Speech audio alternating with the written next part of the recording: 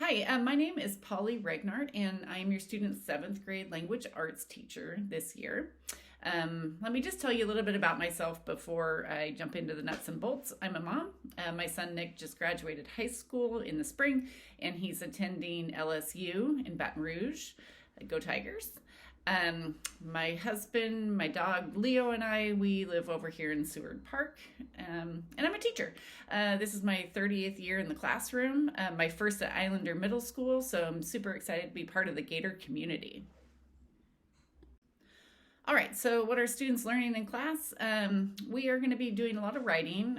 We will be doing some organized responses to prompts and writing paragraphs. Really strengthening our claims and finding supporting evidence, looking at our inference skills, and then really strengthening our reasoning strategies. Reading novels and writing some essays, reading and writing for argument. We'll be writing some creative stories, writing a little poetry. And then along the way, kids will be able to choose some projects to show their understanding of essential standards. On the screen is just kind of a short list of things that we will be reading this year. Short stories, poems, novels like The Outsiders and They Call Us Enemy. And then we want to get the kids into the library frequently, to the online library or audiobooks. We just want kids in front of text as often as possible, both in school and at home. So if you could help create that culture of reading at home, that would be most appreciated. Islander Middle School is standards-based grading, and so what you're looking at on the screen is just an example of what a 4-point rubric would look like. Students receive these rubrics at the beginning of a unit and then work towards meeting standard.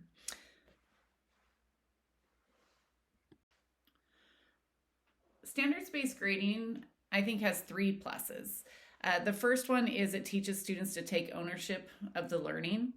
It motivates students to learn how to learn, that it's a process, that it takes time, and then it encourages a growth mindset, especially with the use of student growth goals.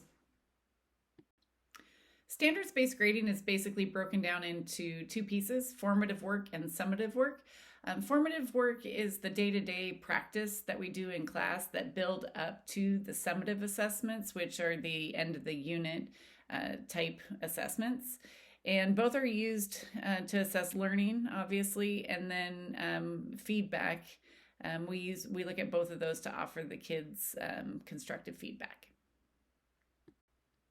I value the whole learning process, and so with that in mind, I do allow students to redo work, both formative and summative. Summative especially, we really want to make sure that we are assessing what the kids can do, and so if they want to take the opportunity to redo some of that summative work, they can.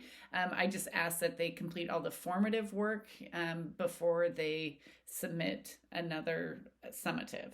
And not all the practice work, the day-to-day stuff. It'll be about 3 to 4 different formative pieces that go into the grade book, and those would be the ones that I would want them to complete, get some feedback, and then go in and revisit their summative.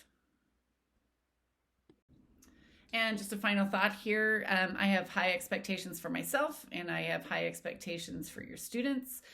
Just know that I will work as hard as I can to meet the need of your student, and I'm excited to work with you and your family. All right, so go Gators!